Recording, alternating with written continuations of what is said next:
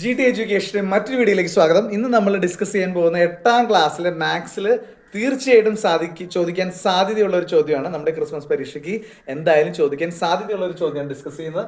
നിങ്ങൾ ആദ്യമായിട്ടാണ് ചാനൽ കാണുമെങ്കിൽ തീർച്ചയായിട്ടും സബ്സ്ക്രൈബ് ചെയ്യുക, അതുപോലെ കമന്റ് ചെയ്യുക, ഷെയർ ചെയ്യുക. അപ്പോൾ നമുക്ക് 4 മാർക്ക് ഈസി ആയിട്ട് കിട്ടാം ഈ ഒരു ചോദ്യത്തിലൂടെ. അപ്പോൾ ചോദ്യം ഇതാണ്: the sides of A triangle are in the ratio 3:5:7. The smallest side is 36 centimeter shorter than the largest side. Find the length of the sides of the triangle. അപ്പോൾ ഈ ട്രയാങ്കിളിന്റെ 3 സൈഡ് കണ്ടുപിടിക്കുക എന്നുള്ളതാണ് നമ്മുടെ ചോദ്യം പറയുന്നത്. അതൊരു ക്ലൂ തന്നേക്കുന്നത് ഇത്രയാണ്: ഈ ട്രയാങ്കിളിന്റെ സൈഡ്സ് തമ്മിലുള്ള റേഷ്യോ എന്ന് പറയുന്നത് എന്താണ്? 3:5:7. പിന്നെ ഒരു കാര്യം കൂടി ഇവിടെ പറഞ്ഞിട്ടുണ്ട്, അത് ഞാൻ ഒന്നും കൂടി അടിവരികയാണ്.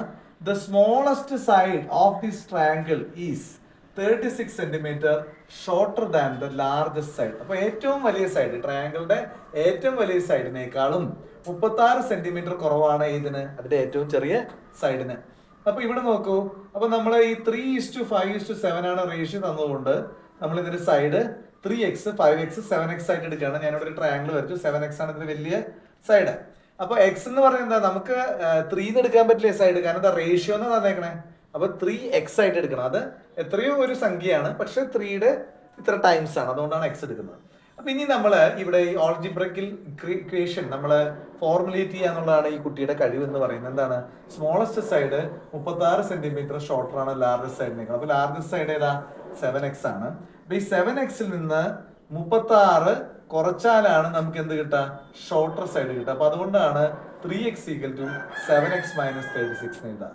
ഇനി വേറൊരു കുട്ടിക്ക് ഇങ്ങനെ എഴുതാന്ന് വെച്ചാൽ എഴുതാം, അതായത് 7x - 36 = 3x. എങ്ങനെ എഴുതിയാലും കുഴപ്പമില്ല, രണ്ടും സെയിം ആണ്. അപ്പൊ ഇവിടെ നമ്മൾ ഇതിനെ സോൾവ് ചെയ്യാൻ എല്ലാവർക്കും അറിയുണ്ടാവും. 36 = 7x - അപ്പൊ ഞാൻ എന്ത് ചെയ്തു? ഇപ്പൊ ഇതിനെ ബേസ് ചെയ്തിട്ട് പറയുകയാണെങ്കിൽ ഞാൻ ഈ 3x-നെ ഈക്വലിന്റെ അപ്പുറത്തേക്ക് എടുത്തു. അപ്പൊ ഇവിടെ എന്തായി? 3x + 3x എന്ന് പറഞ്ഞിട്ടുള്ളത് -3x ആയി. -36-നെ സമത്തിന്റെ ഇപ്പുറത്തേക്ക് എടുത്തപ്പോൾ +36, അതായത് നമ്മൾ 36 എഴുതി. 36 = 4x, that is 4x = 36. x = 36/4, x 9 എന്ന് കിട്ടി. ഇനി വളരെ എളുപ്പമാണ്. സൈഡിന്റെ നമ്മൾ എങ്ങനെ എടുത്താണ്? 3x എടുത്തു, 3 × 9 27, 5x 5 × 9 45, 7x 7 × 9 63. 3 സൈഡ്സും കിട്ടി. ഇനി ആൻസർ ശരിയാണോ നമുക്ക് നോക്കാം. ലാർജസ്റ്റ് സൈഡ് 63 ആണ്, അതിൽ നിന്ന് ഷോർട്ടസ്റ്റ് സൈഡ് 27 കുറച്ചാൽ 36 കിട്ടും. ഈസി ആയിട്ട് 4 മാർക്ക് കിട്ടി. വളരെ സിമ്പിൾ അല്ലേ? അപ്പോൾ നിങ്ങൾക്ക് ഇത് ഇഷ്ടമായെങ്കിൽ എത്രയും പെട്ടെന്ന് മറ്റുള്ളവരിലേക്ക് ഷെയർ ചെയ്യുക. മാത്സ് പരീക്ഷയിൽ നല്ല മാർക്ക് എല്ലാവർക്കും മേടിക്കാൻ കഴിയട്ടെ. മറ്റു വീഡിയോ നമുക്ക് വീണ്ടും കാണാം. അതുവരെ സൈനിങ് ഔട്ട്.